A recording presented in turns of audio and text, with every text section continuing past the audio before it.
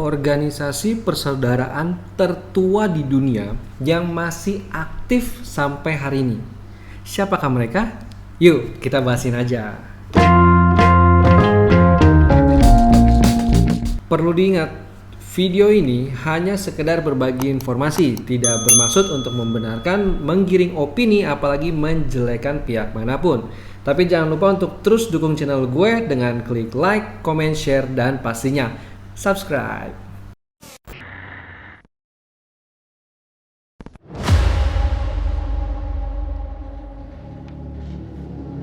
Kalau di video terakhir itu kita ngebahas tentang Illuminati, kali ini gue mau ngebahas tentang salah satu organisasi yang sering banget dikaitin sama Illuminati.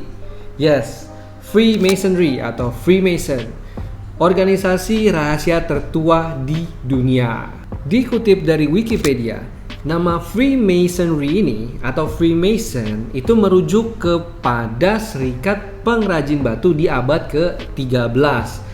Nah, serikat ini membagi pekerja-pekerja atau pengrajin-pengrajin batu ini ke dalam 3 tingkatan atau 3 gelar, yaitu apprentice yang paling cupu, habis itu ada fellow craft, habis itu ada master mason.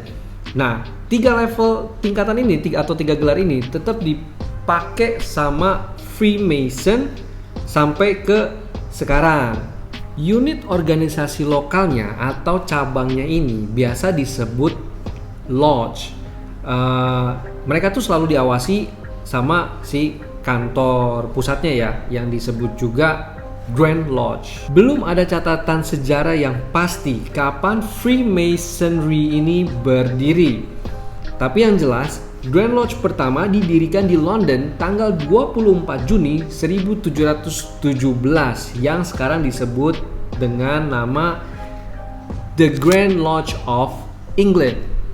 Di antara tahun 1720-an sampai 1730-an mulailah berkembang dan banyak berdiri Grand Lodge berikutnya seperti di negara Irlandia, Skotlandia, dan Amerika. Dan di tahun 1751 sebenarnya sempat terjadi perpecahan dan berdirilah satu lagi nih, Ancient Grand Lodge of England. Ini karena Grand Lodge of England yang pertama itu mereka melakukan perubahan modernisasi, sedangkan Ancient Grand Lodge of England ini kurang setuju. Mereka tetap mau mempertahankan ritual-ritual kunonya mereka. Sampai akhirnya di tahun 1813 mereka mencapai kesepakatan untuk bergabung kembali dan dinamakan United Grand Lodge of England. Dan tujuan utamanya mereka mendirikan Freemason atau Freemasonry ini adalah, gue baca, membangun persaudaraan dan pengertian bersama akan kebebasan berpikir dengan standar moral tinggi.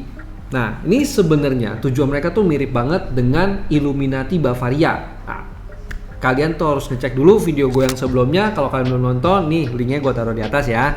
Karena tradisi dan ritual-ritual dalam upacara mereka ini sangat-sangat dilarang untuk dibicarakan dengan pihak luar alias yang bukan anggota. Nah, jadi mereka tuh sering banget dikait-kaitkan dengan teori-teori konspirasi. Ya, mirip banget lah ya sama Illuminati.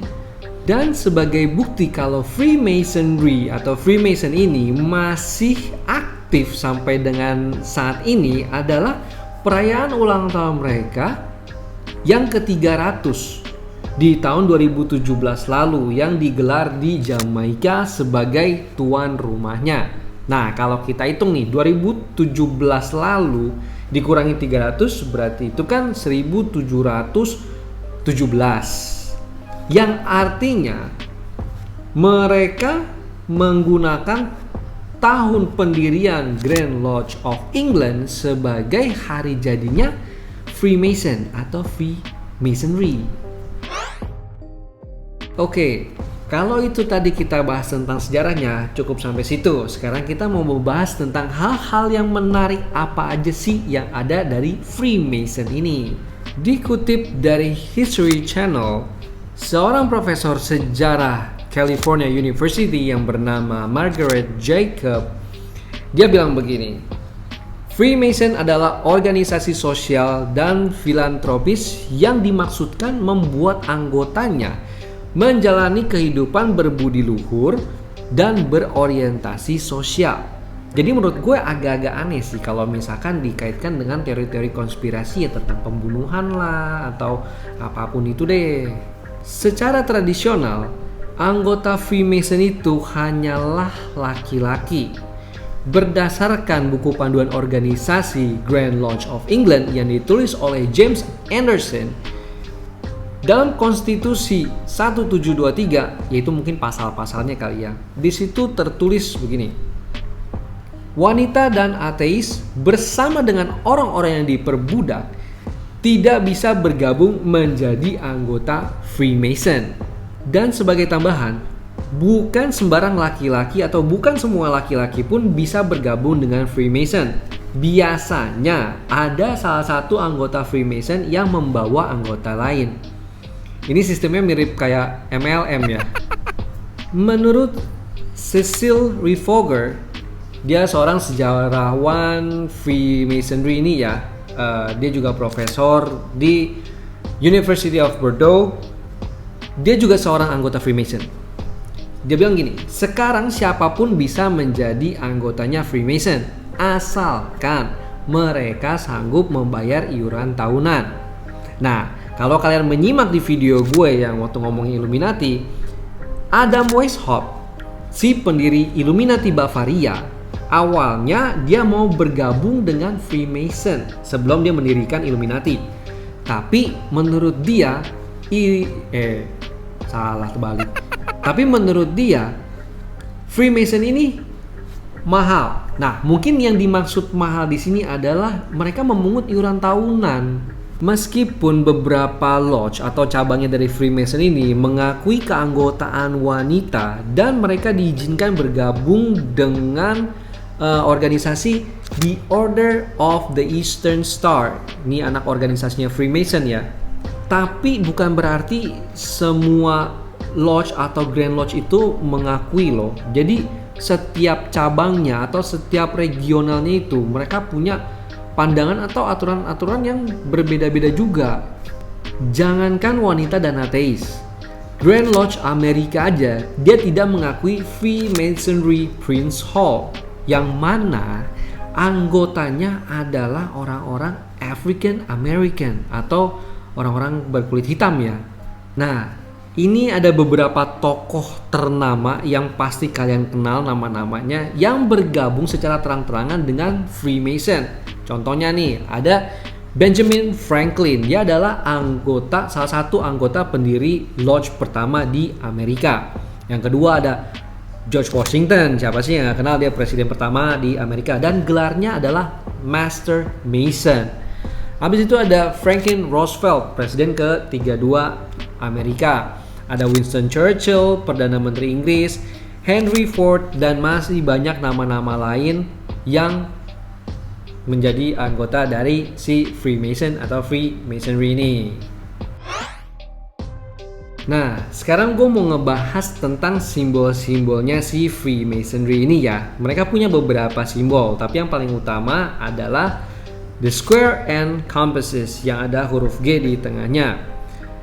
Ini adalah alat-alat yang digunakan oleh para pengrajin batu atau stonemason.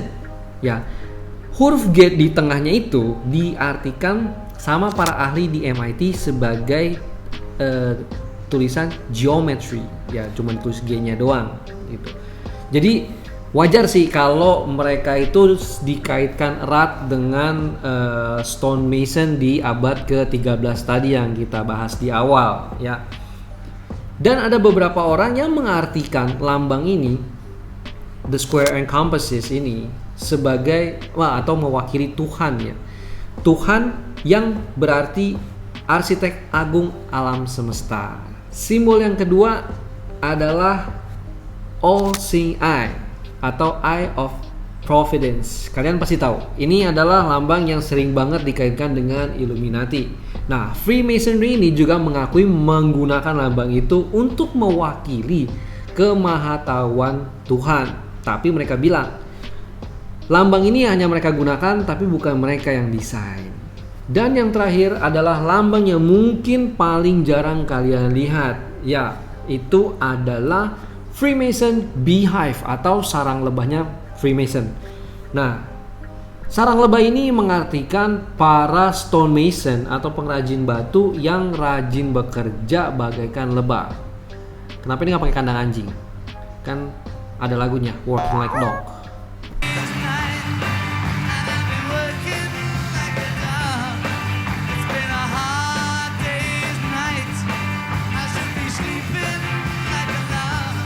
Kalau dari segi ritualnya, Freemason ini punya cara yang unik untuk berjabat tangan.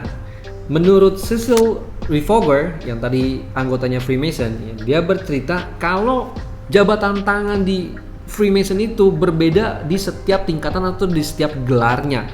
Even di setiap cabang pun bisa beda-beda. Jadi variasinya atau varian jabatan tangannya mereka ini sangat-sangat banyak sekali, dan itu hanya digunakan pada upacara Masonic.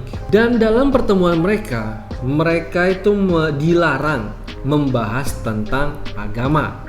Menurut Brent Morris, seorang sejarawan Freemasonry ini, dia bilang anggota Freemason adalah orang-orang yang beragama.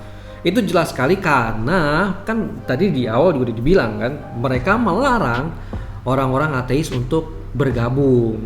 Buat para anggota Freemason ini, peran Tuhan itu sangat sentral dalam kehidupan mereka sebagai manusia. Menurut IGN Times, selain agama, ideologi dan partai politik juga tidak boleh dibahas dalam pertemuannya mereka nih. Menurut Margaret Jacob, dia bilang hanya kejadian-kejadian politik tertentu yang mereka bahas dalam pertemuan. Ya, mungkin sih visi dan misi partai politik itu nggak boleh dibahas gitu. Cuma kejadian-kejadian politik yang masih hangat baru dibicarakan. Dikutip dari halaman National Geographic, meskipun Freemason ini bukanlah sekte atau agama, tapi mereka itu dikutuk oleh gereja Katolik pada tahun 1738, dan secara terang-terangan gereja Katolik menyatakan permusuhan terbuka terhadap Freemason. Dan pernyataan tadi ditegaskan lagi di tahun 1983 oleh Paus Benedict yang ke-16.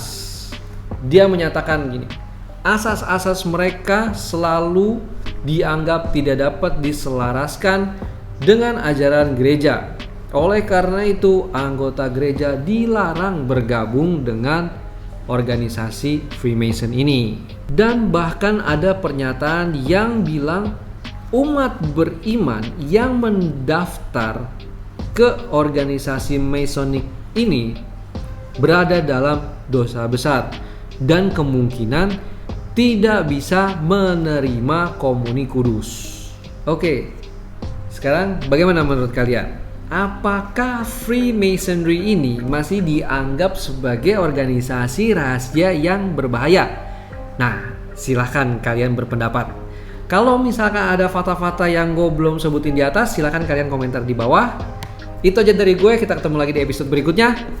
Ciao.